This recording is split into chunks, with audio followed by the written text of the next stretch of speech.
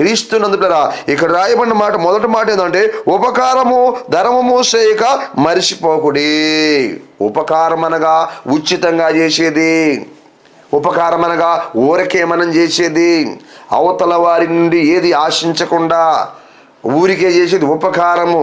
క్రీస్తునందు పిల్లరా ఉపకారమును ధర్మమును చేయుట మరిచిపోకుడి అని దేవుని వాక్యం మనకు తెలియపరుస్తుంది. అవును కదా, మనం ఏం చేయాలి?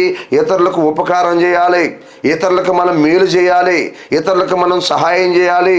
అలా ఎప్పుడైతే మనం చేస్తుంటామో దాన్ని చూసి మన ప్రభు అయిన యేసుక్రీస్తుల వారు మన యందు సంతోషపడతాడు. తండ్రి అయిన దేవుడు మన యందు సంతోషపడతాడు. క్రీస్తునందు పిల్లరా అవును కదా. మరి ఎంతోమంది ఉన్నారు పిల్లరా, మరి పేదలైన వారు, నిరుపేదలైనటువంటి వారు ఎంతోమంది ఉన్నారు. వారికి మనం ఏం చేయాలి? ఉపకారం చేయాలి. వారికి ఏం చేయాలి?